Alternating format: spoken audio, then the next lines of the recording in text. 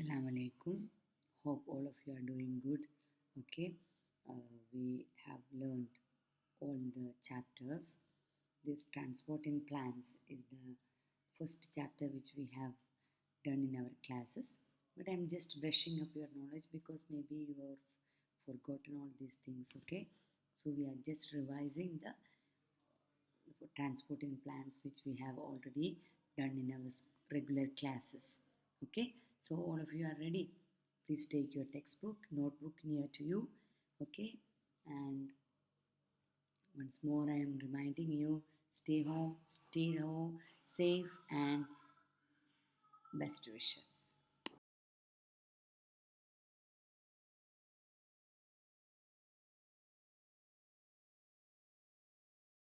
Before we are talking about the transport in plants, we have to know some structural advantages, structural features in the plant which helps them to do this transport.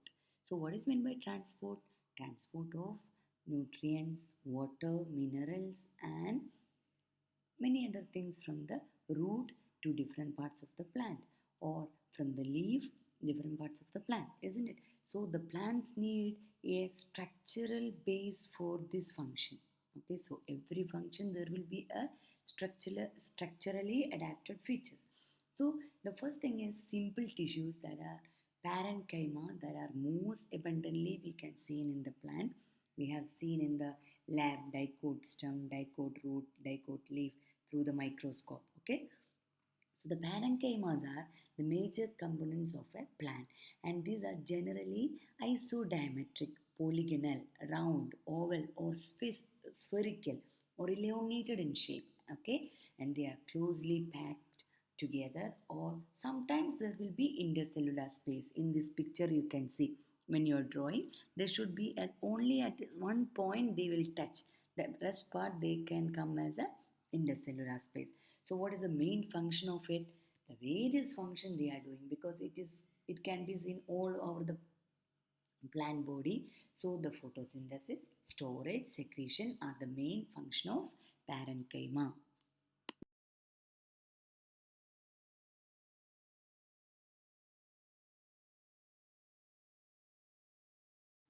The next simple tissue is collenchyma. Collenchyma is also like a parenchyma, but the thing is that they have no intercellular space. Instead of that one, they are thickened with some cellulose or pectin deposition.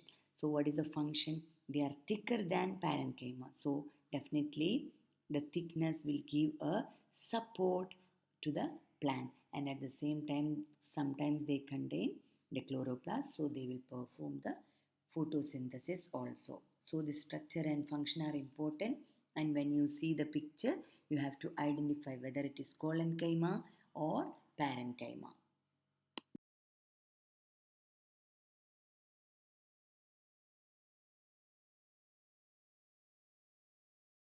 Now you can see epidermis. Epidermis is a tissue system.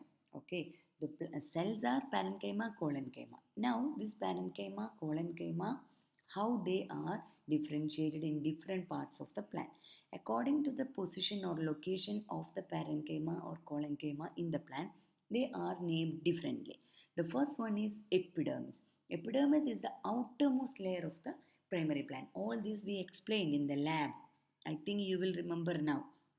Okay, and it is a single layered structure and they are compactly arranged, and it is mainly parenchymatous cell, and it has a waxy thick layer outside it that is called cuticle, and the stomata is also present in the epidermis, and some of the hairs from the root epidermis they can see, and at the same time in the stem also there are some hairs that is called trichomes, and the root hairs on the root part, and in the stem the hairs or epidermal growth is known as trichomes.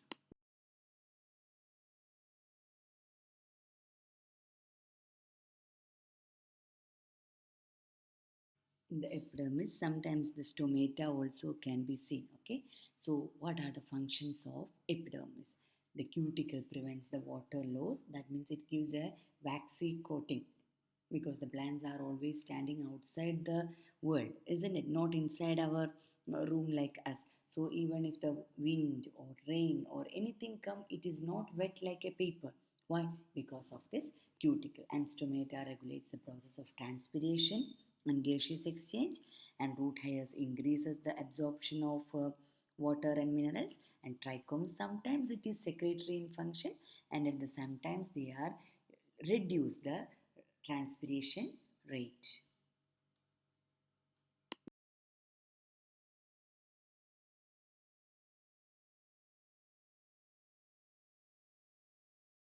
So here you can see a dicot stem transverse section or cross section through the microscope. When you look in the lower power, you can see on the left side, and when you are looking on the right side, you can see a single portion enlarged. Okay, so the single portion enlarged, you can see epidermis, hypodermis, cortex, endodermis, pericycle, vascular bundle. So epidermis, now you know. What are the other part we can discuss in the next part.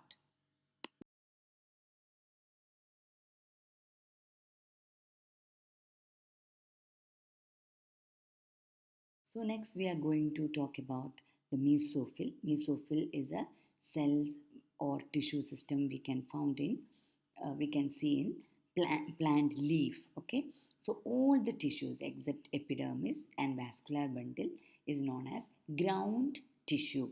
What is known as ground tissue? Okay, and this ground tissue, inside that itself there are some cells with chloroplast, and they are known as mesophyll.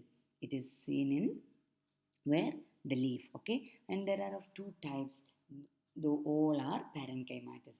Palisade cell, they are compactly arranged without intercellular space, which are tooth-like structure and just below the epidermis, and the spongy cells, which are thin-walled and loosely arranged. Okay, and what is the function? Photosynthesis.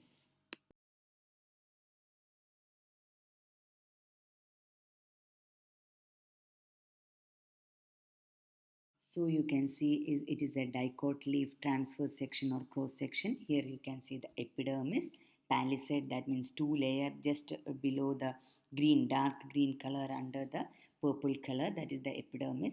Epidermis is on the upper side and lower side, so we are calling as upper epidermis and lower epidermis, that purple color. In the dark green tooth-like structure, that is called palisade cell.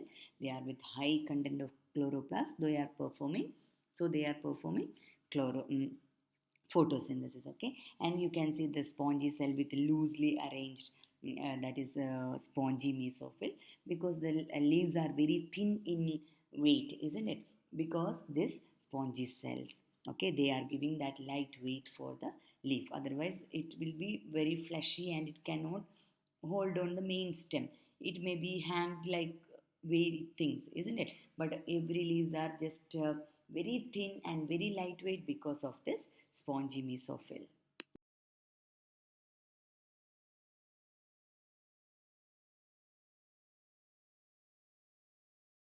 So next is endodermis. That means this can be seen in the dicot stem and dicot root. And I told there is a ground tissue under the epidermis, and that ground tissue in just below the epidermis, we are saying it as cortex. Okay, so the innermost layer to the cortex is known as endodermis, and it consists of a single layer of barrel shaped structure. All this structure you have to find in the structure of a dicot stem, root and leaf, cs. Okay, and inside the endodermis there can be seen the thick waxy coating like Casparian strips, cuticle material called Casparian strip. It uh, prevent the apoplast pathway of transport temporarily. You know that what is apoplast, what is symplast, that we will come across the next session of this chapter. Okay, and the protection of vascular bundle is the important function of the endodermis. So endodermis, epidermis, mesophyll, all are maybe parenchymatous or collenchymatous. But depending upon the location where it can be seen in a plant, when you cut a plant part and look through the microscope, We are naming like this. Understand? So don't think that this is something else. This is parenchymatous cell. But depending upon the location of the body part, it is known as the different name.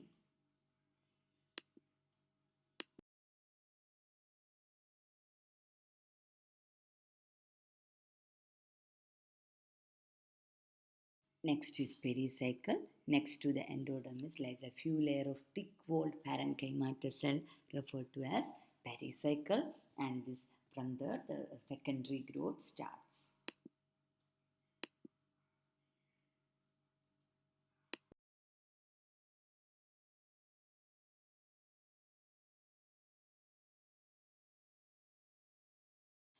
Here you can see it is a dicot root CS or TS. Okay, TS means transverse section, CS means cross section. So the epidermis, cortex, endodermis, pericycle, and pith. Pith is the innermost layer inside that circle, inside circle.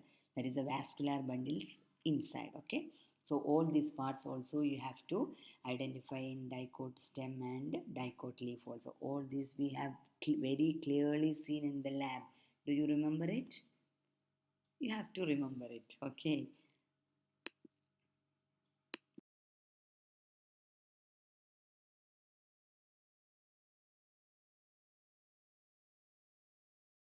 Here are some questions. Okay. What are the features seen in dicot stem, root and leaf? Okay. You have to remember epidermis, then cortex, endodermis, pericycle, vascular bundle, pith. Okay, and after the endodermis there is a pericycle in the root also, and Casparian strips in roots also, and root hair also present in the root. Okay, and in the leaf you have to say about the mesophyll tissue is divided into two. What are they? Palisade cell and spongy cells. Understand? You have to draw a neat label diagram of dicot leaf, and you have to know what are the parts. The stem and root, it is difficult for you. Okay, no problem. You have to draw the dicot leaf structure and the function of parenchyma, collenchyma, epidermis, and mesophyll tissue. All these questions you have to write in your notebook and study well. Okay, stay home, stay safe, and stay blessed. Once more, I am reminding you. Okay, inshallah, see you on the next video lesson.